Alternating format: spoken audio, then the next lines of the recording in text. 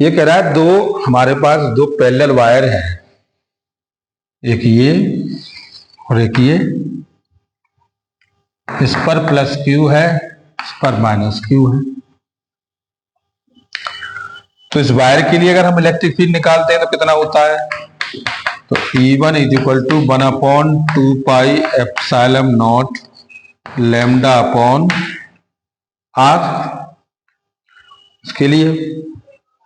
और इसी तरह से हमारे पास दूसरा केस हो जाएगा, क्योंकि दोनों के बीच सेपरेशन कितना है, ये आर है।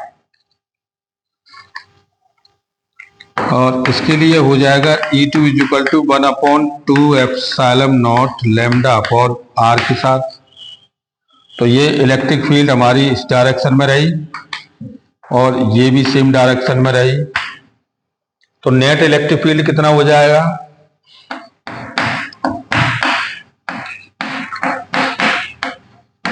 नेट इलेक्ट्रिक फील्ड आपका हो जाएगा इसमें, बताइए भाई, E is equal to E1 plus E2,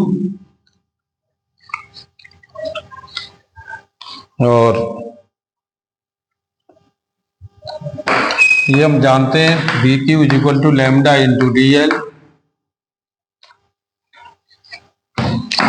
तो E इज इक्वल टू आपकी वैल्यू हो गई 1/2 epsilon lambda upon R plus 2 epsilon lambda upon R. तो आप इसमें निकाल सकते हो, तो ये 2 lambda upon 2 epsilon into R के साथ इसे कैंसिल हो गया, तो ये आ गया lambda upon pi epsilon R newton per coulomb.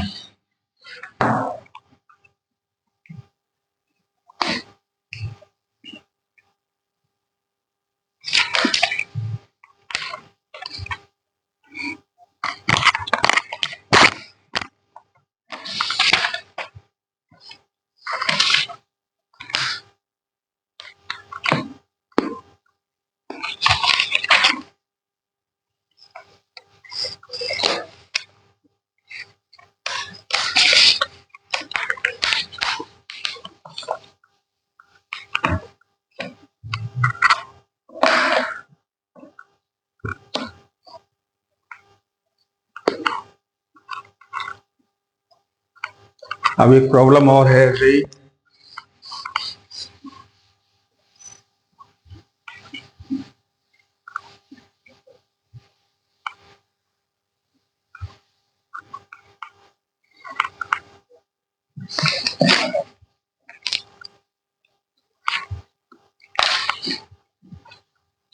ये है 8 in semi circular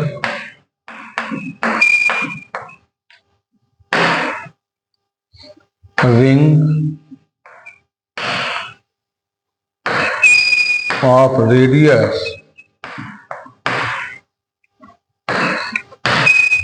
R had a positive charge Q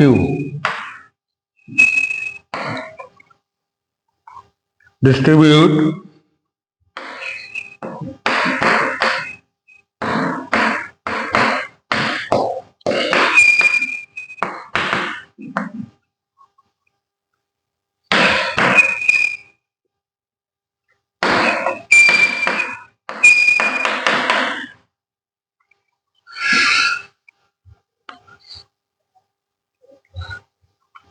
अब वो नेट इलेक्ट्रिक फील्ड पूछ रहा है, वो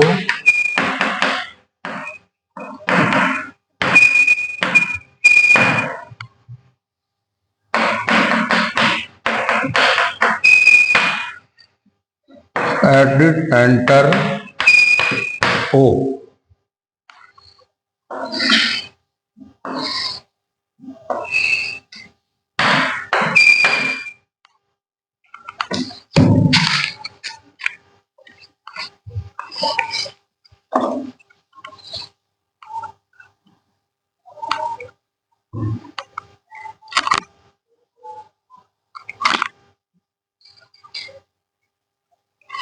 और इसमें दे रखा है ये आई और ये जे।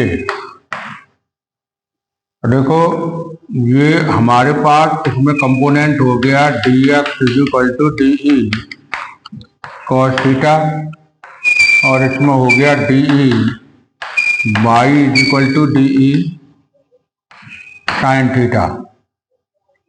अब ये हमने पार्ट ले लिया डी आई थीटा एंगल पर, और ये इसकी रेडियस है। तो आर्क के लिए फॉर्मूला हमारा क्या होता है,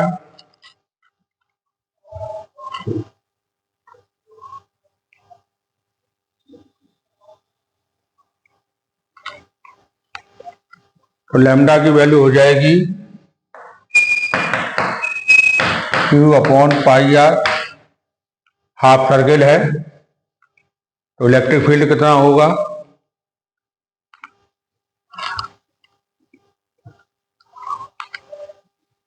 तो d q is equal to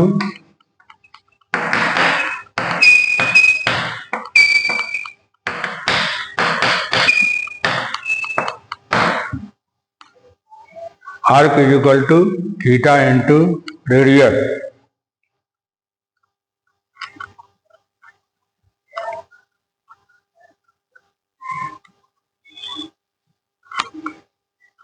तो इलेक्ट्रिक फील्ड कितनी हो गई, तो डी आपकी हो गई 1/4 पाई की epsilon d q upon R square, तो 1/4 पाई की एप्सिलॉन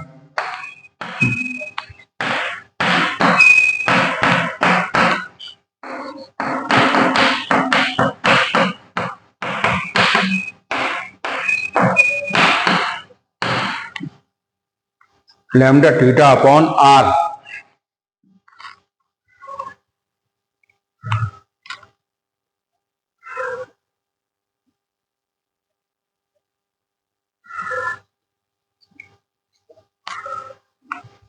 तो यहाँ से 0 से लेकर यहाँ तक गई, तो थीटा 1 की वैल्यू 0 और थीटा 2 की वैल्यू 180 डिग्री। तो ये डी ई 0 से 180 आई डी ई, और ये साइन थीटा,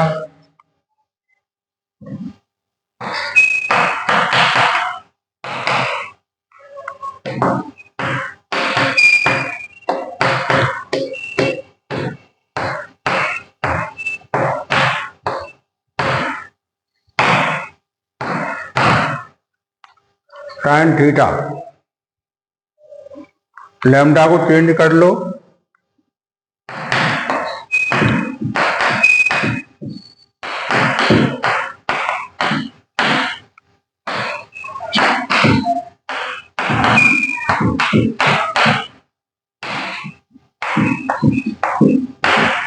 ये सब परसेंट है, बाहर चला जाएगा।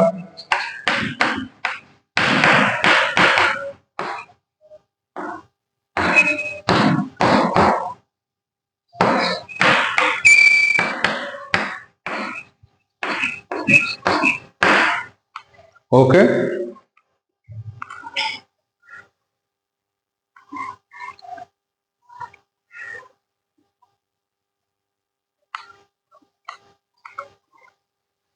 इसकी वैल्यू होती है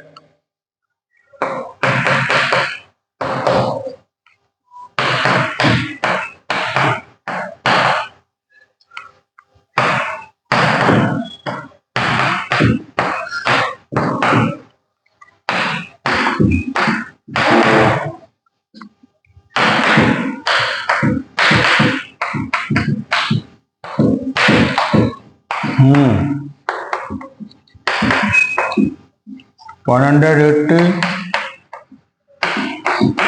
और 0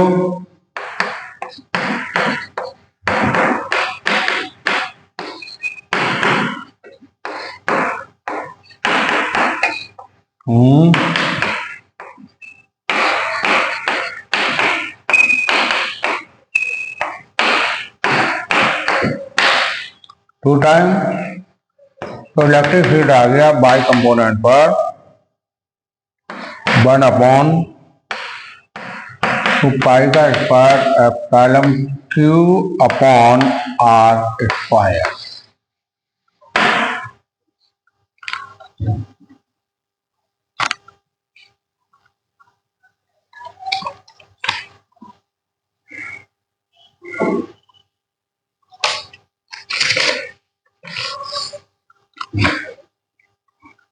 अगर वो वेक्टर में कह रहा है तो वेक्टर दिखा दीजिएगा। ई बाई ये 1/2 का स्क्वायर एप्सिलॉन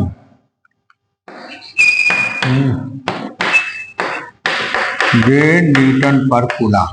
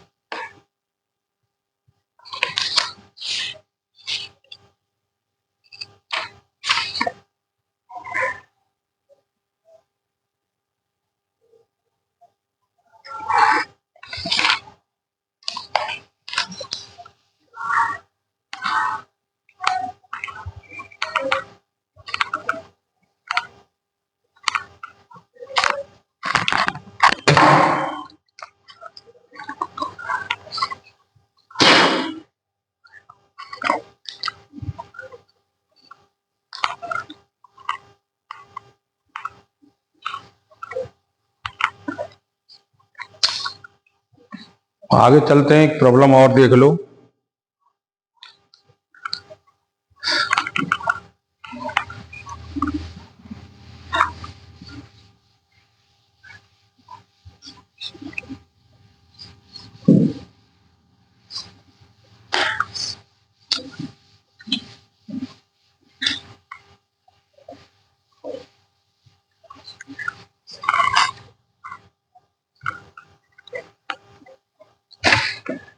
एक प्रॉब्लम और है।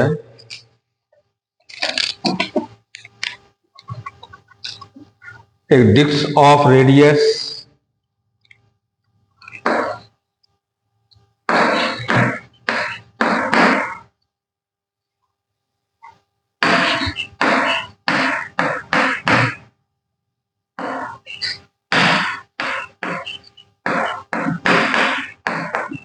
A/4 having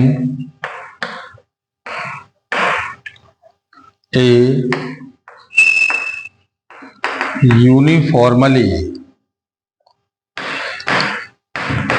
distribute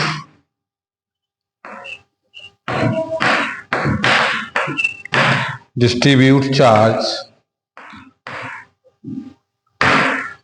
6C is placed in XY plane with its center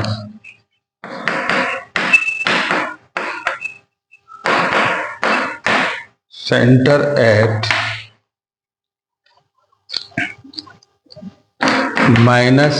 -A/2 0 0 a rod of length A carrying a uniformly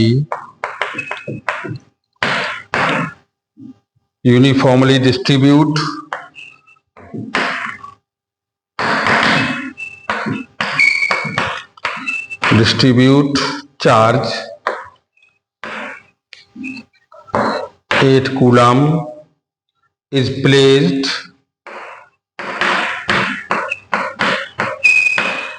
on the x axis from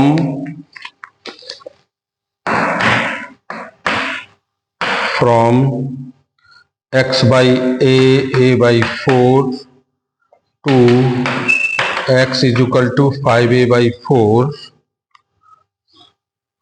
2 point charges minus 7 coulomb and 3 coulomb are placed at a by 4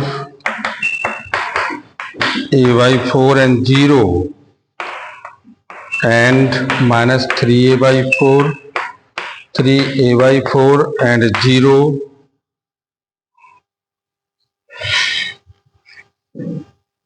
Consider a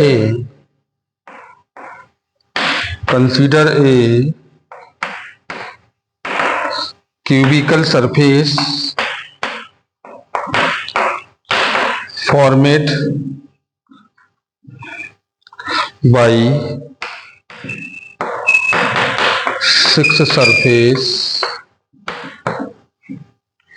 x is equal to plus k a by 2 और y is equal to plus minus a by 2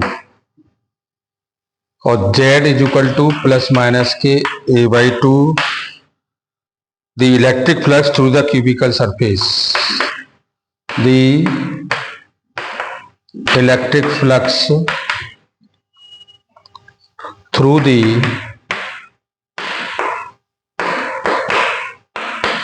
cubical surface, इसका diagram में बना देता हूं.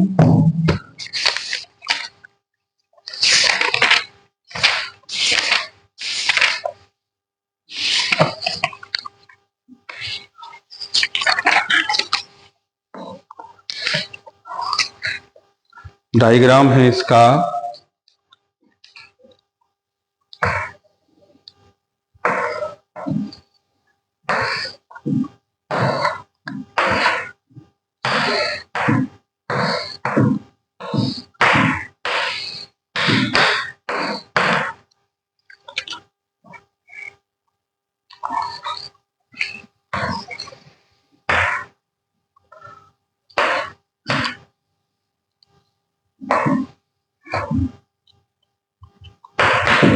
Seven coulomb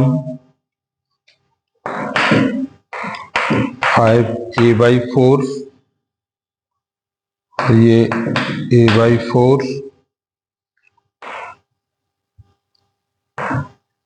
और ये 3c minus a by 2. ये x है और ये वाली जो लाइन है इसके पास ये y है. कैलकुलेट करिए.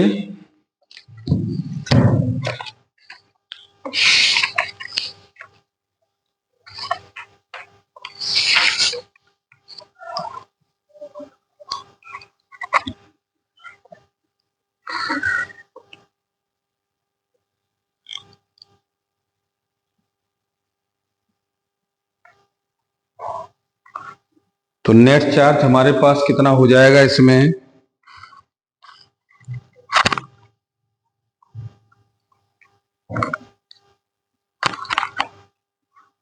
क्यूबिकल सरफेस पर हमारे पास कितना है 6c. ये कह रहा है disk of the radius a by 4 और having a uniformly distributed charge 6 coulomb placed in x by without center minus a by 2 and 0, g by 2 and 0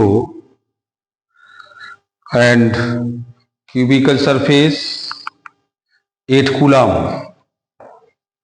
ये आपका डिस्क का है, ये क्यूबिकल का है and 2 point charge minus 7 and 3 charge placed at the center a/4 minus a/4 0 and 3a/4 cubical. तो ये कह रहा है consider a cubical surface forward by 6 surface x plus minus k/2 y plus minus k/2 z plus minus k/2 that is the net flux. तो net flux जब भी हम निकालेंगे किसी भी चार्ज का तो total charge upon epsilon not.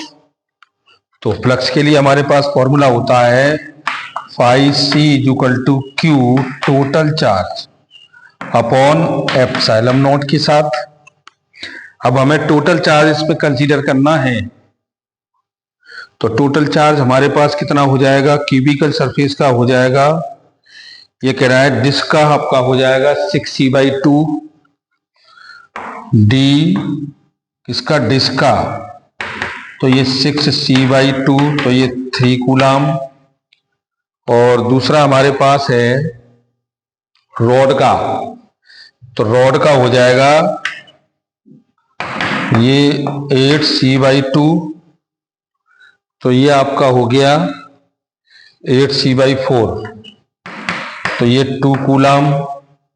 और क्या बचा, और 7c charge also distribute by electric flux in 3c।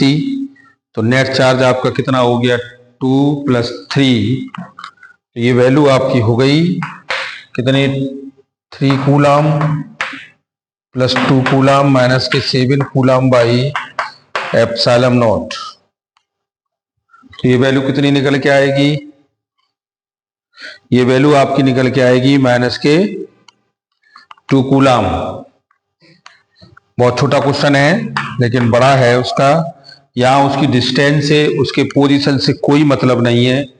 जब कोई वैल्यू हमारी फ्लक्स में निकाली जाती है तो ओनली आपको ध्यान रखना है उसके चार्ज का डिस्ट्रीब्यूशन और उसके एप्सिलॉन नॉट के साथ क्या पोजीशन दे रखी है क्या नहीं दे रखी, इससे कोई मतलब नहीं। तो you can note the flux is the dependent of the position, separation and radius and length of the metallic rod is not independent by the flux, flux only dependent of the charge. तो this is the net charge हम consume करेंगे तो total charge हमारे पास ये कितना है 6c, तो ये वैल्यू डिस्क का हो जाएगा 6c/2 both side first and second. And rod is the metallic rod in 4 sides is consume the charge is less, a total charge by 4 2 coulomb, but 2 point charge minus 7 and 3c coulomb are placed at the center। तो आप निकाल सकते हैं।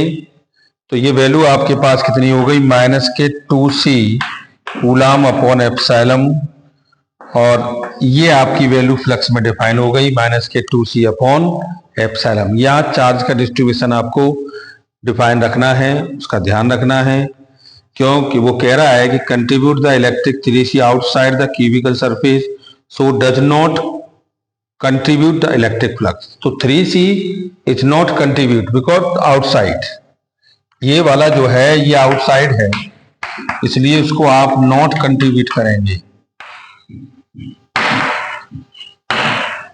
तो ये आपके पास value जो हो जाएगी ओनली 7 माइनस कूलम और आपके पास 3c कूलम। इसका जो टोटल चार्ज है वो 6c/2 से हो जाएगा, तो 3c कूलम इसका। और दूसरा वैल्यू हमारे पास है कितना है, ये 2 कूलम भाई, इसका टोटल रॉड का निकालेंगे तो ये कितना हो जाएगा 8/4 8/4, तो ये आपके पास 2 कूलम आ गया। तो इस प्रॉब्लम के साथ हम निकाल सकते हैं ये वैल्यू हमारे पास कितनी आ रही है, ये 2 आ रही है। Okay, thank you.